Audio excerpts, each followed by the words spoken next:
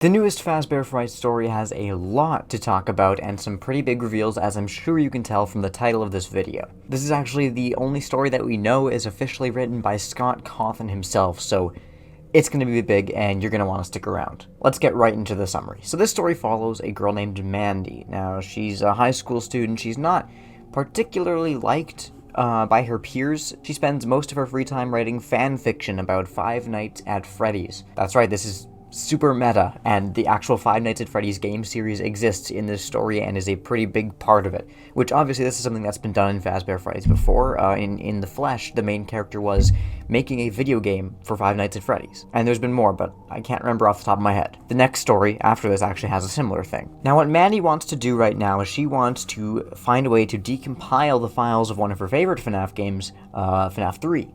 And she wants to see if she can find anything in this game that no one else has found before. She does this, and she actually finds a secret image that no one has found in the game until now. The image is called lookshauntednow.jpg, and before we talk about what's in this picture, I do want to mention that this seems very similar to something that happened in real life in the series. I believe it was FNAF VR. Some fans found some images of like endoskeletons or something, some animatronics in real life. And these images were in the game files for, I think, FNAF VR. And people started freaking out about it, wondering what it means. I'll put the pictures here if I can find them. Turns out they were actually taken from the creator of Showbiz Pizza.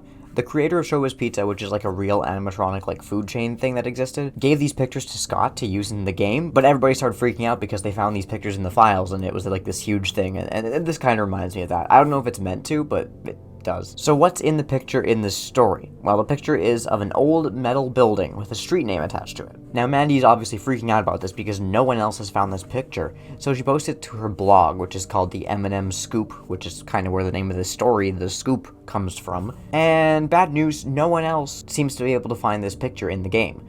Apparently, she's the only one who has this picture in her copy of FNAF 3. Now, this is where something starts to go wrong. Mandy starts seeing things. She will see like quick flashes in the back of her vision, you know, in her peripheral. She'll see something red, maybe a blue shoe, and eventually she manages to see a whole ghostly boy with brown hair. Yeah, things are starting to get a little weird. Soon enough, she starts to have actual dreams about this boy. And often these dreams take place in Fazbear's Fright. Now, not to be confused with the name of this series, Fazbear Fright, this is Fazbear's Fright, which is the name of a location from FNAF 3, the horror attraction with Springtrap in it. He'll become more important later in the story. I want to take a quick second to pause from the summary here and just mention the reason I'm using this book is because I don't have a physical copy of Felix the Shark yet. I'm using a digital copy to read it. So if you know where I can find an actual copy of Felix the Shark, like, you know, an actual copy, let me know, because I'm on the hunt.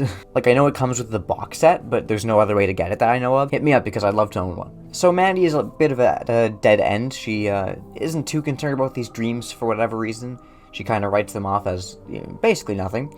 And she decides, with help from her friend Lindy online, that she wants to do a reverse image search for this picture and find out where it came from. She does, and she finds out it's located in Peace Valley, Utah. Now, this is interesting.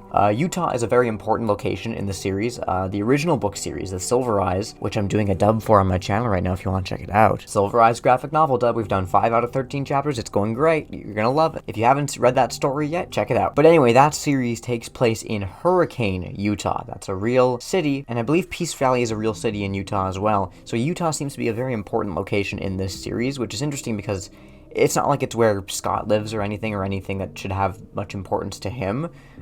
He just likes using Utah in the series a lot, I guess. So Mandy narrows down the location of this building to a building called Old Cinemas, which is possibly the most generic name for a cinema you could think of. She heads to this town. Yeah, that's right. She goes on an actual road trip to find this place. Kind of similar to how the first story in this book, Felix the Shark, had our main character also going on a bit of a trip to find something. And she goes through the town records trying to figure out a little more about this building. Turns out it used to be called Sideshow's Snack Shack around 17 years ago, but it shut down after 3 years due to a young boy going missing. Sound familiar? Yeah, this is, you know, the plot thickens. The boy is suspected to be kidnapped, and get this, the main suspect is dubbed the Purple Man, after newspapers accidentally printed the report in dark, I guess, purplish ink. That's right, this could be a parallel to Purple Guy, but what makes this interesting is, obviously the FNAF series exists in this story. Mandy plays the FNAF games, which means that in this story,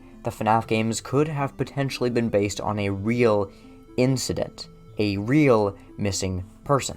So, Mandy and Lindy meet up for the first time, since they actually only knew each other online before this, and they go to Old Cinemas and they talk to someone who's working there, and he actually tells them the story of this missing kid. The boy and his mother would go to Sideshow's Snack Shack all the time, and every day before they would leave, this kid would hide and his mom would have to find him.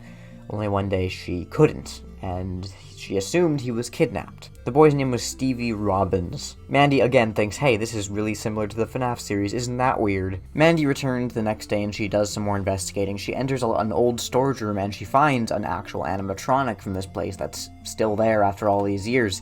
It's a bear animatronic, but it's not Freddy apparently. Its name is Sideshow, hence the name of the place, Sideshow Snack Shack. As she finds this bear, the ghost she's been so familiar with over the past few days shows up again and starts knocking stuff down, including an old newspaper clipping about Stevie Robbins. The last thing this ghost does before he just leaves again is he twists the head of this animatronic a little bit. Then he just kind of dips. Mandy realizes the ghost is Stevie Robbins. Yeah, who could have figured that out? And she follows his lead and she realizes maybe there's something hiding under the head of this animatronic. She looks and she finds the body of Stevie Robbins inside this animatronic after all these years. You'd think Mandy would be pumped about this because, ooh, it's another thing that's very similar to the story of FNAF, but no, she's not. She's traumatized. Mandy just wants to get out of there and go home. Her mother picks her up. They go to the airport. They actually meet Stevie's mother after all these years, and she thanks them for helping find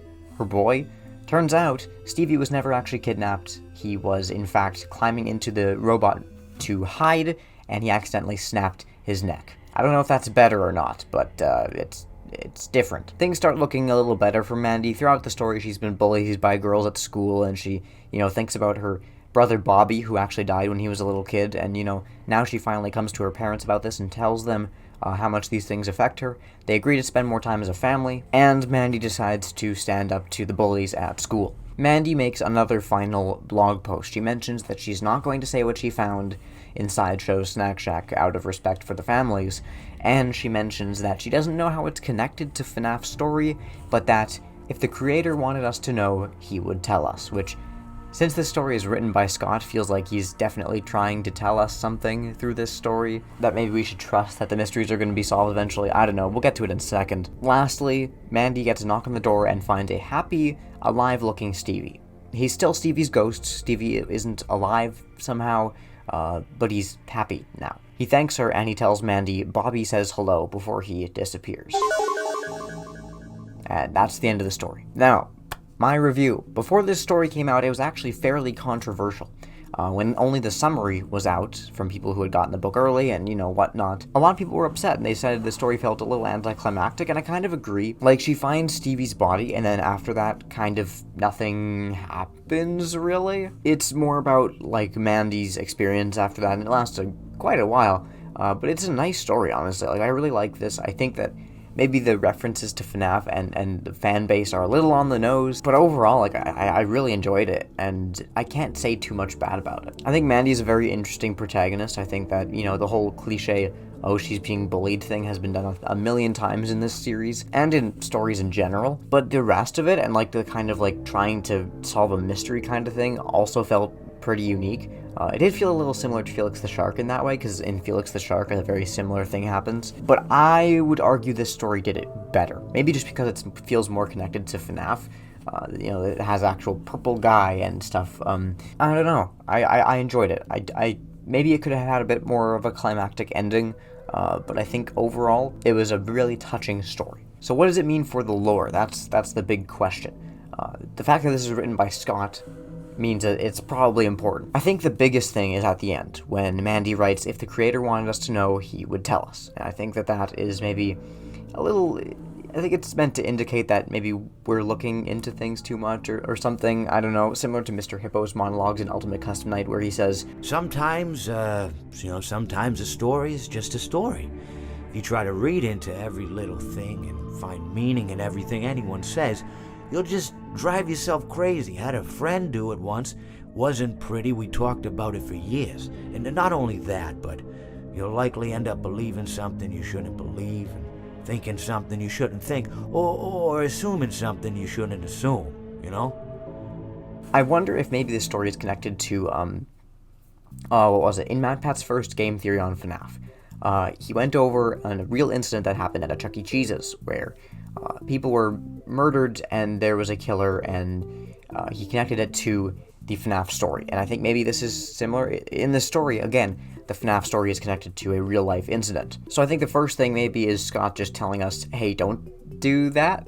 And also making sure we don't go too crazy trying to figure out the story of this series, and instead, just let the story be told and, not try and rush things when not all the answers are out there yet already. Because obviously the series is still going, so we won't have all the answers yet. And as long as some come out over time, it's still an interesting story to experience. This is the second story we've had where it seems like there was a William Afton stand-in, but then it turned out to be nothing. The first was in Find Player 2, where the main character thought her friend had been kidnapped by a William Afton type character.